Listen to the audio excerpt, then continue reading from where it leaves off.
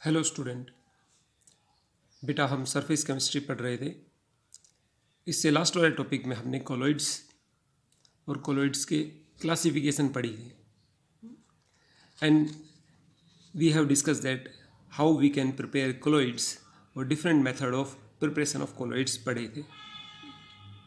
Today we will discuss how we can purify colloids and what are the different properties of colloids.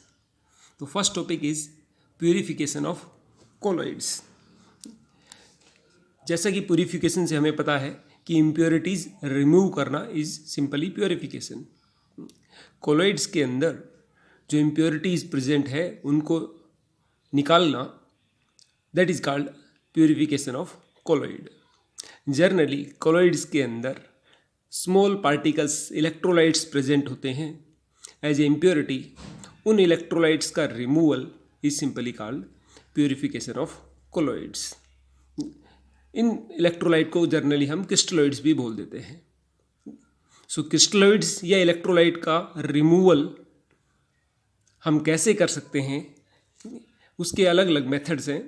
First method is important one, dialysis. Dialysis से already हम familiar हैं, ठीक है, हमने नाम भी सुना होगा डायलिसिस का। जनरली हमने डायलिसिस का नाम सुना है जब कोई किसी पर्सन की किडनीज काम नहीं कर रही होती है तो हम उसके ब्लड को आर्टिफिशियली साफ़ करते हैं, ठीक है। देन हम कहते हैं कि भाई इसकी किडनी काम नहीं कर रही, इसको 2 या 3 दिन में डायलिसिस करवानी पड़ती है। तो वहाँ पर डायलिसिस का जो प्रिंसिपल है वो सेम इसी डायलिसिस के ऊपर बेस्ड है। डायलिसिस में होता क्या है बेटा, डायलिसिस में there is a cellophane bag और parchment paper bag. This bag act like a microfilter. इस बैग में से, इस सेलोफोन बैग में से स्मॉल साइज़ के पार्टिकल्स तो पास हो सकते हैं, but bigger size particle, colloid के जो बिगर साइज पार्टिकल है, कोलॉइड के पार्टिकल्स पास नहीं होंगे। तो जो स्मॉल साइज पार्टिकल्स हैं क्रिस्टलॉइड्स के, वो क्रिस्टलॉइड्स के पार्टिकल्स पास हो जाएंगे, बाहर सोलवेंट लिया हुआ है, पानी के अंदर आ जाएंगे, डिफ्यूज़ हो जाएंगे, और हम इस बाहर के जो पानी को धीरे धीरे करके बदलते रहते हैं ताकि जो इसके अंदर बाहर आ गया वो वापस से अंदर ना जाए।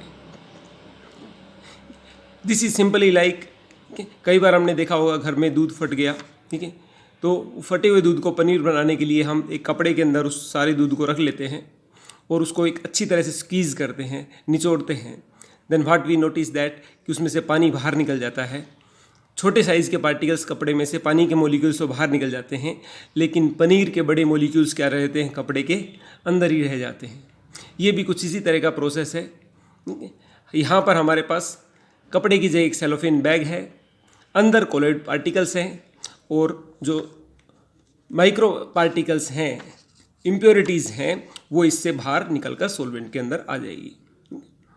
जर्नली इस प्रोसेस को तेज़ करने के लिए 2 इलेक्ट्रोड्स हम लगा देते हैं इस बैग के दोनों तरफ। इन इलेक्ट्रोड्स को किसी बैटरी से कनेक्ट कर देंगे। देन ये पॉजिटिव और नेगेटिव चार्ज इलेक्ट्रोड्स इसके अंदर जो क्रिस्टलॉइड पार्टिकल्स है उनको रिमूवल को ईजी कर देंगे, बिकॉज वो crystalloid particles, charge particle attract होंगे और वो फास्ट रिमूवल हो जाएगा। अगर डायलिसिस में आपने इलेक्ट्रोड्स यूज़ करे हैं, इलेक्ट्रिसिटी यूज़ करी है, that term is called electrodialysis. Simple है बेटा, अगर ये इलेक्ट्रोड नहीं है, आप इलेक्ट्रिसिटी यूज़ नहीं कर रहे हो, देन सिंपली डायलिसिस। और अगर आपने ये चार्ज रोड यूज़ करी है, then it becomes electrodialysis. So first method is your dialysis. इसकी एप्लीकेशन मैं आपको पहले ही बता दी है। Artificial purification of human blood के लिए हम सेम इसी मेथड का यूज़ करते हैं। Another method is your ultra filtration. Ultra filtration simple है बेटा, ठीक है। हम पिछली क्लास में पढ़कर आए हैं, कोलॉइड्स को आप नॉर्मल फिल्टर पेपर से फिल्टर नहीं कर सकते हो, ठीक है, वो इजीली फिल्टर पेपर से पास हो जाते हैं। से this is your normal filter paper, you can easily notice that इसके जो पोर साइज़ हैं वो बड़े होते हैं और इस पोर साइज़ में से इजीली कोई भी कोलॉइड पार्टिकल पास हो जाएगा, so we can not filter colloid particles through it. But इस नॉर्मल फिल्टर पेपर को अगर मैं जिलेटिन के अंदर डिप करूं, जिलेटिन क्या होता है बेटा, इसके अंदर डिपोजिट जो एजिज हैं, इसके जो थ्रेड्स के एजिज हैं, इसके जॉइंट के ऊपर जिलेटिन डिपॉजिट हो जाता है, ठीक है, और वो सॉलिडिफाई हो जाता है। उससे हुआ क्या, अब देखो इनका पोरस साइज क्या हो गया, पहले के कंपैरिजन में कम हो गया। तो normal filter paper dipped in gelatin that becomes an ultra filter paper. Ultra filter paper, अब अल्ट्रा फिल्टर पेपर का पोरस साइज है वो नॉर्मल फिल्टर पेपर से कम होता है। इसके अंदर से अगर हम कोलॉइड पार्टिकल को फिल्टर करेंगे तो वो उसके अंदर से स्मॉलर साइज पार्टिकल्स नीचे चले जाएंगे और प्योर कोलॉइड आपके पास ऊपर रह जाएगा। That process is your ultra filtration. Now come to our next topic, that is your properties of colloids. Colloids की properties, first one physical properties, इसके बारे में हम ऑलरेडी पहले भी पढ़ चुके हैं। कोलॉइड पार्टिकल्स क्या होते हैं, हेट्रोजीनियस होते हैं, they are quite stable, easily settle down नहीं होते। साबुन का पानी हमने देखा है, कोलॉइड है, वो इजीली सेटल डाउन नहीं होता है। ऐसे ही मिल्क भी एक कोलॉइड है। ऐसा नहीं होता है कि मिल्क को आपने काफ़ी देर तक रखा तो आपने उसके जो बड़े पार्टिकल्स है, हैवी पार्टिकल नीचे बैठ गए, पानी ऊपर आ गया, नहीं। They are quite stable, colloids does not settle down.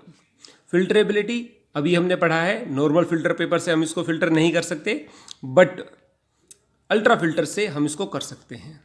Visibility of particles, colloid के पार्टिकल्स ट्रू सॉल्यूशन से तो बड़े होते हैं बेटा, लेकिन फिर भी हम इसको नेक्ड आई से नहीं देख सकते। कोलॉइड पार्टिकल को देखने के लिए हमें माइक्रोस्कोप की ज़रूरत होती है। माइक्रोस्कोप से हम इजीली कोलॉइड पार्टिकल्स को देख सकते हैं। Next one is colligative property. Colligative property हमें पता है मोलिकुलर मास के इन्वर्सली प्रोपोर्शनल होती है। ठीक है, मोलिकुलर मास जितना ज़्यादा होगा कोलिगेटिव प्रॉपर्टीज़ की वैल्यू उतनी ही कम होगी। कोलॉइड पार्टिकल्स का पार्टिकल साइज बड़ा है, पार्टिकल साइज बड़ा है तो मोलिकुलर मास ज़्यादा है, मोलिकुलर मास ज़्यादा है तो कोलॉइड पार्टिकल्स के लिए कोलिगेटिव प्रॉपर्टी की वैल्यू क्या होगी, वेरी लो आएगी। So colloids have very low value of colligative properties. Next one is your Brownian movement. Colloid के जो पार्टिकल्स हैं वो कंटिन्यूअसली जिगजैग मूव करते रहते हैं सॉल्वेंट के अंदर। This movement is called Brownian movement. हमने कई बार देखा है सुबह खिड़की से जब धूप आ रही होती है, उस धूप से हमें कुछ धूल के कण दिखाई देते हैं जो कंटिन्यूअसली इधर उधर मूव करते रहते हैं। This movement, undirectional movement, is called Brownian movement. ये इधर उधर सेम कोलॉइड के पार्टिकल्स भी सॉल्वेंट के अंदर इधर उधर मूव कर रहते हैं, एक दूसरे से टकराते रहते हैं, and this movement is called Brownian movement. Next important property is Tyndall effect. Tyndall effect क्या है बेटा, इसको समझने के लिए एक छोटी सी एक्टिविटी करेंगे हम। हमारे पास एक गिलास के अंदर साफ पानी है और दूसरे के अंदर मैंने थोड़ी सी डिटॉल ऐड की हुई है। डिटेल या फिर आप मिल्क ऐड करोगे, then it will a colloid. तो सिंपल सी बात है बेटा, यहाँ पर इस गिलास के अंदर आपके पास साफ पानी है, क्लियर दिख रहा है, और इस गिलास के अंदर साफ पानी नहीं दिख रहा आपको, क्या है, एक कोलॉइड है। विजिबिलिटी के लिए मैंने लाइट ऑफ कर दी है, ठीक है। नाउ व्हाट विल हैपन, देखो बेटा, एक ये लेज़र लाइट है, मुझे इस लेज़र लाइट को जैसे ही मैं पानी के अंदर से पास करता हूँ, I can not see the path of this light, कि ये लाइट कहाँ से कहाँ तक जा रही है, मुझे पाथ नहीं दिख रहा है। यू कैन सी दैट कि मेरे पास लेज़र लाइट कहाँ है, यहाँ पर है, मेरे हाथ में लेज़र लाइट है, इस हाथ में है। इस लेज़र लाइट को और सामने क्या है, साफ पानी। अगर इस लेज़र लाइट को मैं इस साफ पानी से पास करूं तो वी कैन सी दैट कि आपको यहाँ से यहाँ तक लाइट जा रही है, मेरे हाथ पे सामने स्ट्राइक हो रही है लेज़र लाइट, लेकिन पानी में से लाइट कहाँ तक जा रही है आपको दिखाई नहीं दे रही है, कि पानी में लाइट कहाँ पास हो रही है नहीं दिख रही। लेकिन सेम लाइट को जैसे ही मैं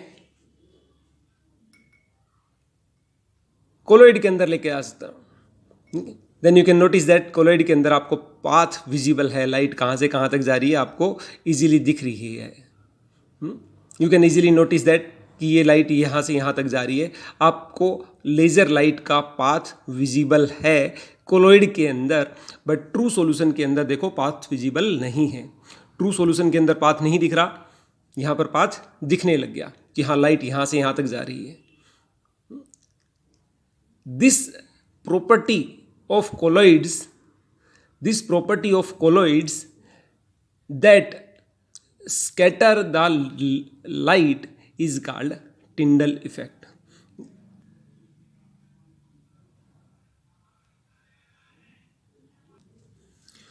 सो कोलॉइड के अंदर हमने देखा था कि कोलॉइड के अंदर हम लाइट का पाथ विजिबल है, बट ट्रू सॉल्यूशन के अंदर लाइट का पाथ विजिबल नहीं है। ट्रू सॉल्यूशन के पार्टिकल साइज बहुत छोटे हैं, वो लाइट को स्कैटर नहीं करते हैं, स्कैटरिंग नहीं करते, तो हमें पता नहीं चलता लाइट कहाँ से कहाँ तक जा रही है। बट कोलॉइड्स के पार्टिकल साइज बड़े हैं, लाइट को स्कैटर कर रहे हैं। स्कैटर कर रहे हैं मतलब कोलॉइड के बड़े साइज के पार्टिकल्स से टकरा कर लाइट इधर उधर बिखर रही है, और हमें पता है हमें कोई चीज़ दिखाई तभी देती है जब लाइट उससे टकरा कर हमारी आंखों में आती है। यहाँ ट्रू सॉल्यूशन के पार्टिकल्स से लाइट टकरा नहीं रही है, बट यहाँ से बड़े साइज के पार्टिकल है, इसलिए लाइट यहाँ से टकरा रही है और हमें दिखाई देती है। ऑप्टिकल प्रॉपर्टीज़ में सिंपल है बेटा, ठीक है। कोलॉइड्स टिंडल इफेक्ट शो करते हैं, वो लाइट को स्कैटर करते हैं, लाइट को स्कैटर करते हैं, इसलिए लाइट का जो पाथ वो विजिबल है कोलॉइड्स के अंदर। बट ट्रू सॉल्यूशंस का पार्टिकल साइज छोटा है, वहाँ पर लाइट की स्कैटरिंग नहीं होती है, इसलिए ट्रू सॉल्यूशन के अंदर लाइट का पाथ हमें विजिबल नहीं है। Next important property is electrophoresis. Electrophoresis में बेटा हमने पिछली क्लास में पढ़ा था कोलॉइड्स पार्टिकल्स और सॉल्वेंट पार्टिकल्स के ऊपर अपोजिट चार्ज है, इसीलिए कोलॉइड पार्टिकल स्टेबल है। तो सिंपल है, कोई भी कोलॉइड है आपके पास, अब इसके अंदर जो सॉल्वेंट है, सॉल्वेंट के पार्टिकल्स और कोलॉइड पार्टिकल के अंदर अपोजिट चार्ज है। जैसे सॉल्वेंट पे पॉजिटिव चार्ज है, मान लिया हमने पूरे सॉल्वेंट के ऊपर पॉजिटिव चार्ज है, देन कोलॉइड्स के पास कौन सा चार्ज होगा, नेगेटिव। इसी चार्ज की वजह से कोलॉइड्स स्टेबल है। कोलॉइड पार्टिकल इसीलिए आपस में रिपेल करेंगे, वो इकट्ठा एक साथ नहीं होंगे और सॉल्वेंट को अट्रैक्ट करेंगे, इसीलिए कोलॉइड पार्टिकल कभी भी सेटल डाउन नहीं होते हैं, because continuous force of attraction है कोलॉइड पार्टिकल्स और सॉल्वेंट के बीच में। And this potential difference is positive और नेगेटिव चार्ज के बीच में ये जो अट्रैक्शन है उसका एक पर्टिकुलर नाम ही भी है, that is called zeta potential. This potential difference set up between the positive charge and negative charge between colloids and solvent particles, that is simply called your zeta potential. Now इस charge से related ही हमारी property है, that is your electrophoresis. हमने अभी जाना है कि colloid particle पर कोई भी एक पर्टिकुलर चार्ज है, ये नेगेटिव भी हो सकता है या पॉजिटिव भी हो सकता है। सो जैसे ही मैं कोलॉइड को के अंदर दो इलेक्ट्रोड लगाकर उसमें से करंट पास करूंगा, तो जो कोलॉइड पार्टिकल्स होंगे अपोजिट चार्ज की इलेक्ट्रोड की तरफ अट्रैक्ट हो जाएंगे। से यहाँ पर मैंने एक पॉजिटिव टर्मिनल है, इधर एक नेगेटिव टर्मिनल है। जैसे ही आप इसको कोलॉइड पार्टिकल के अंदर डिप करोगे दोनों प्लेट्स को, अगर कोलॉइड के ऊपर पॉजिटिव चार्ज है तो सारे कोलॉइड पार्टिकल कहाँ चले जाएंगे, नेगेटिव की तरफ, और अगर नेगेटिव चार्ज होता तो कहाँ चले जाते हो, पॉजिटिव की तरफ। कोलॉइड सॉल्यूशन के अंदर जैसे ही मैं एक इलेक्ट्रोड के थ्रू करंट पास करूंगा, movement of colloid particles to opposite charge electrode, मतलब कोलॉइड पे नेगेटिव है तो वो पॉजिटिव की तरफ जाएंगे, पॉजिटिव है तो वो नेगेटिव की तरफ जाएंगे। कोलॉइड के ऊपर जो चार्ज है उससे अपोजिट चार्ज की इलेक्ट्रोड की तरफ वो अट्रैक्ट होंगे और वहाँ पर जाके एक्यूमुलेट हो जाएंगे। That phenomenon is called electrophoresis. Current के प्रेजेंस में आपने कोलोइड पार्टिकल को एक जगह पर इकट्ठा कर दिया, बाकी आपको क्या मिल जाएगा, ट्रू सोलवेंट, ठीक है, सोलवेंट मिल जाएगा। So this property is called electrophoresis. तो आज हमने कोलोइड्स का प्यूरिफिकेशन और कोलोइड्स की प्रॉपर्टीज पढ़ी हैं। होपफुली आपको इस टॉपिक क्लियर हो गया होगा। थैंक यू बेटा।